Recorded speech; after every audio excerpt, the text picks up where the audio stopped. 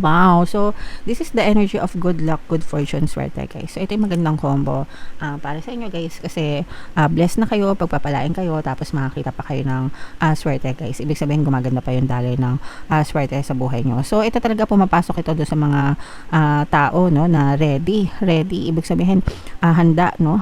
Receptive, ready to receive, handa na tumanggap ng mga blessings mula sa nasa taas. Kaya dapat guys, palagi kayo nagpapasalamat sa mga blessings nyo kasi the more na grateful kayo, the more na pumapasok yung mga blessings sa buhay nyo guys. Okay?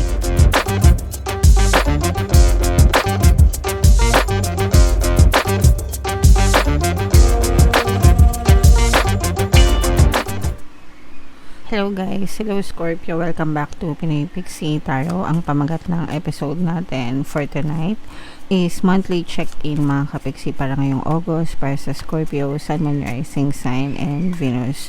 So, in case na hindi kayo nakaresonate din sa monthly reading nyo guys for Scorpio for August, try nyong panoorin tong video na to. Baka nandito yung energy nyo mga kapixie. So, unahin natin tong deck na to. Tingnan natin yung mga mensahe sa inyo. For some of you guys, no, maaring may betrayal. Pwedeng na-experience nyo na tong betrayal na to, mga kapixie, o kaya naman pwedeng na-experience nyo pa lang guys, no. Pag sinabing betrayal, ito yung pangtatraidor, no, ng ibang tao, mga kapixie, yung saksakin kayo patalikod, lokohin kayo, saktan kayo, pag sinungalingan kayo, ganyan. Pwedeng sa relationship, sa love and romantic na relationship, o kaya naman kahit hindi romantic yung relationship guys. Pero betrayal is coming from person or people na pinagkakatiwalaan nyo, 'di ba? Kaya nyo nga sila pinagkatiwalaan kasi kakilala nyo sila, and kapag binetray kayo, masakit mga kapixie. So, syempre guys, sasabihin natin na kailangan natin magkaroon ng acceptance and forgiveness para maging malaya kayo sa mga emotional pain na cause ng betrayal mga kapixie. Pero pwede nyo naman silang patawarin guys, pero wag nyo na silang tanggapin sa buhay nyo kasi parang tinotolerate din nila, parang tinotolerate na rin natin yung panloloko nila sa atin guys. Okay, so dapat meron tayong boundaries mga kapixie. And another message for you Scorpio, meron tayong rejection guys, no. Rejection is rejection, hindi tinatanggap guys, no.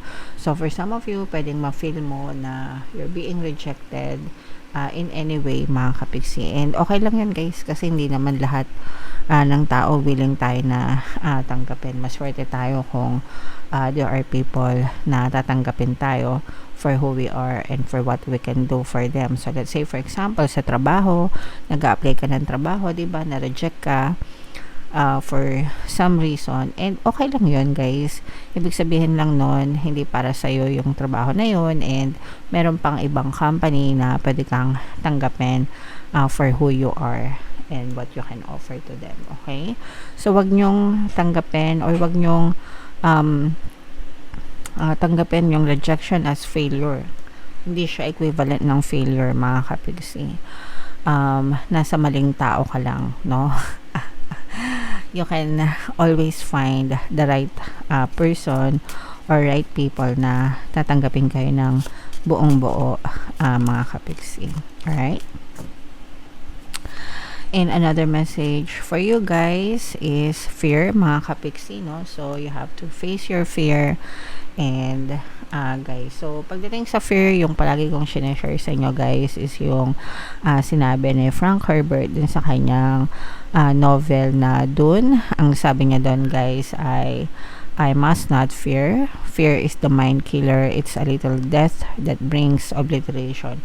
So in layman's term mga kapixie, ibig sabihin nun guys, kailangan alisin nyo yung takot nyo, dahil ang takot natin guys, yan yung pumapatay sa mga pangarap natin sa buhay. So wag nyong hayaan na nakawin or mamatay yung mga pangarap nyo sa buhay dahil lang sa mga takot nyo mga kapixie.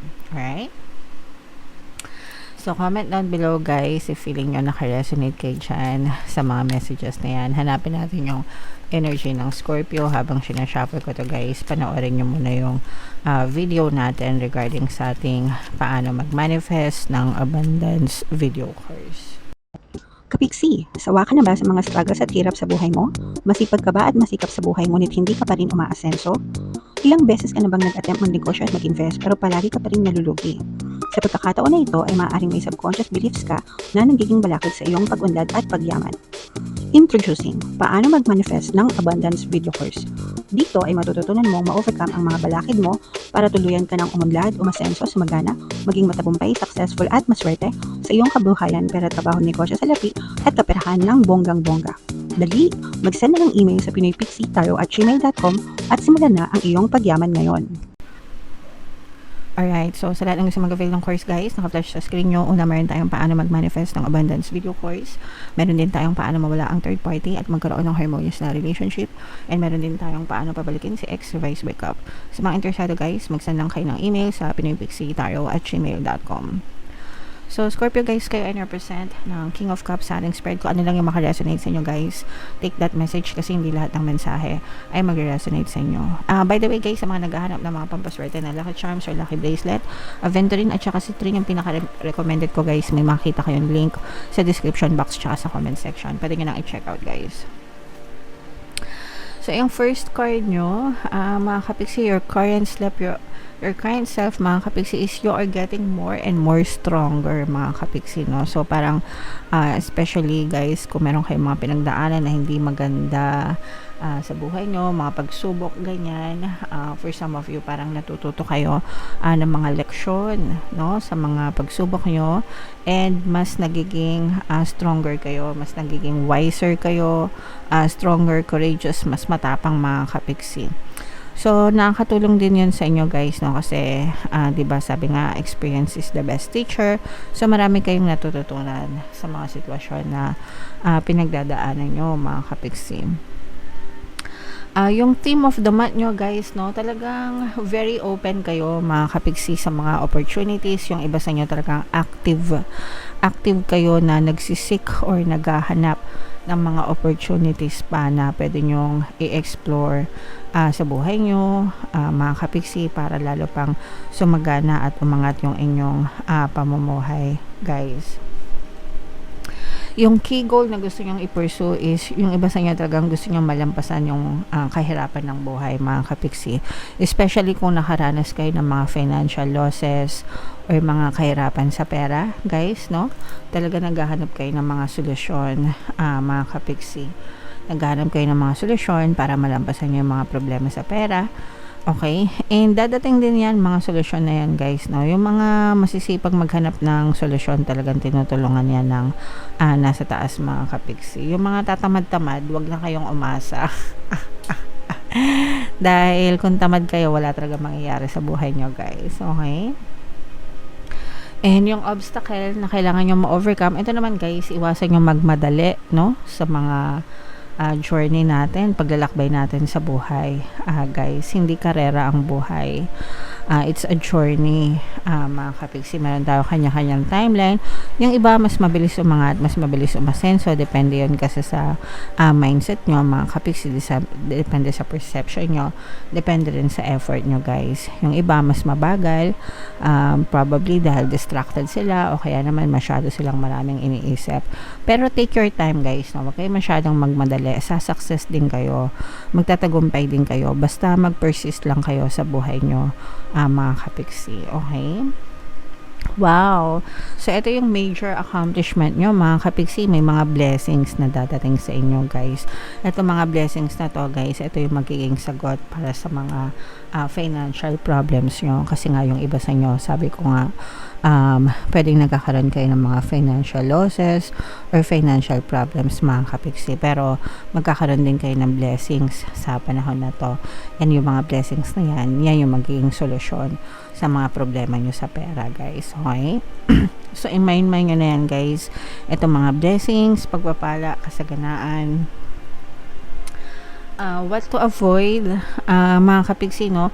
Yung iba, guys, nababalanse nila yung love life nila at saka yung career. Pero for some, hindi kayang gawin, no? Yung iba, nasa sakripisyo, kumaga napapabayaan yung love life kasi masyadong focus sa career, di ba? So, depende yun sa inyo, mga kapigsi, kung kaya nyong pagsabayin nyo, di ba? Kung hindi naman, tanungin nyo muna yung sarili nyo kung ano yung priority nyo. Kasi minsan unfair din dun sa, let's say for example, nagjowa ka, tapos hindi mo naman siya maasikaso, hindi mo siya mabigyan ng atensyon. So, unfair din dun sa person, di ba? So, kung ano yung priority nyo, mga kapigsi, yun muna yung unahin nyo. And what to embrace, guys, ay embrace nyo yung exploration, no? Ibig sabihin ng exploration, yung pagre-research, pagsasaliksik, guys, napakarami ng impormasyon na makikita tayo ngayon, no? Especially sa internet, mga kapigsi. There are a lot of ways na pwede kayo matuto sa internet, di ba? Para kumita. So, i-explore nyo, guys, habang may pagkakataon kayo. Kasi makakatulong din yan sa inyong pamumuhay, mga kapigsi. Wow! So, this is the energy of good luck, good fortune, swerte, guys. So, ito yung magandang combo para sa inyo, guys. Kasi, blessed na kayo, pagpapalain kayo, tapos makakita pa kayo ng swerte, guys. Ibig sabihin, gumaganda pa yung daloy ng swerte sa buhay nyo. So, ito talaga pumapasok ito doon sa mga tao, no, na ready. Ibig sabihin, handa, no, receptive, ready to receive, handa na tumanggap ng mga blessings mula sa nasa taas. Kaya dapat, guys, palagi kayo nagpapasalamat sa mga blessings nyo kasi the more na grateful kayo, the more na pumapasok yung mga blessings sa buhay nyo, guys. Okay? And may mga mini success kayo, guys. This is advice and encouragement para sa inyo. I-celebrate nyo yung mga small wins nyo, mga kapigsi, yung mga maliliit na tagumpay nyo. You have to be happy and celebrate and be proud of what you achieve, guys. Kasi yung mga maliliit na tagumpay natin, bahagi yan ng big success natin sa buhay. So, kung ano man yung nararating nyo ngayon, ipagpasalamat nyo and be grateful and be proud kasi malayo pa yung mararating nyo sa buhay, mga kapatid. Alright? So, ito, guys, i-mind nyo na itong mga achievements na to, guys, itong swerte na to, at saka itong mga blessings na to, no, napakagandang combo. I-mind nyo na, guys, sa comment section. And comment down below if feeling nyo nakaresonate kayo sa mga messages, Scorpio. For more tarot readings, ito yung playlist nyo. Ito naman yung ating success stories ng paano mag-manifest ng abundance video course. Thank you for liking, sharing, and subscribing, guys. See you next time. I love you all. Have a nice day. Bye-bye.